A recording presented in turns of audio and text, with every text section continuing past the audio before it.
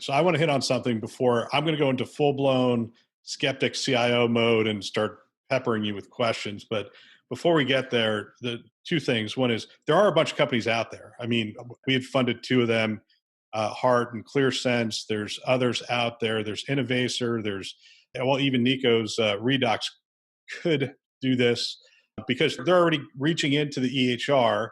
They're already providing a set of APIs. They could create those kind of things. So that those platforms exist, but how do those platforms get access to the proprietary data, or do they rely on the open data set?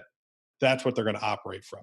So this is where the regulations will meet lawsuits. Regulations meet litigation. So let's just take an example because maybe it's the simplest use case. Let's say I want to deliver clinical notes. You're an open notes guy, if I'm not mistaken.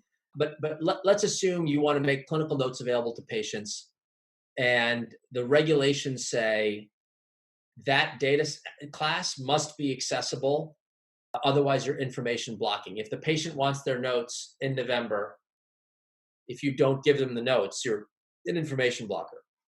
So let's assume, for the sake of discussion, you not only want to make the notes available, you've signed on to Open Notes. Let's assume you want to deliver that to the patient's mobile app, right alongside their labs and vitals and everything else. That's in Fire Release 4.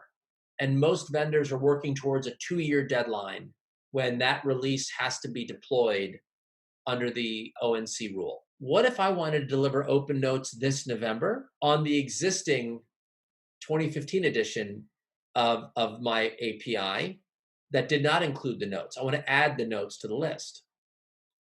I'm guessing your comments about Heart, ClearSense, Redux, they may say to the hospital systems, I will take the notes, package them, and then convert them into the Fire API. I'll add that to the menu of what you should expose to consumers and the apps they trust.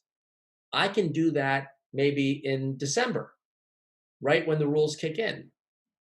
How will the market respond? Will the vendors say, no, wait until we ship R4 in 2 years?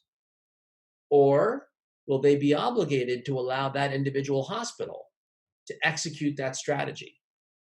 And then what's the reaction if that reveals intellectual property? That will be where the lawsuits come in, if there are lawsuits. I don't hope that there will be. I think we're going to have people reach common sense agreements that say there's no intellectual property rights to notes. That's the doctor writing. We should expose that without a lot of burden. And we should be able to reach consensus on how to accomplish people that want to go fast.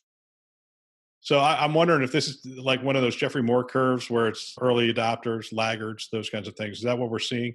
Yes. So now that the rules are on the books, now you're going to see the market decide.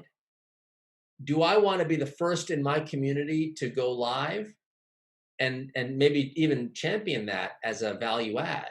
Or do I want to be the last to meet the compliance deadline and maybe lobby and pray for some kind of reprieve on the back end that maybe COVID, I can't do it, hardship, whatever. And remember the politics. When Apple Health launched, Bill, and they named the dozen systems that were the first to go live, how envious were all your other friends not named by the 12? And how much flack did they get from their bosses? Why are we not the most innovative? How come we're not on the first list? I think we're going to see a little bit of that in this cycle.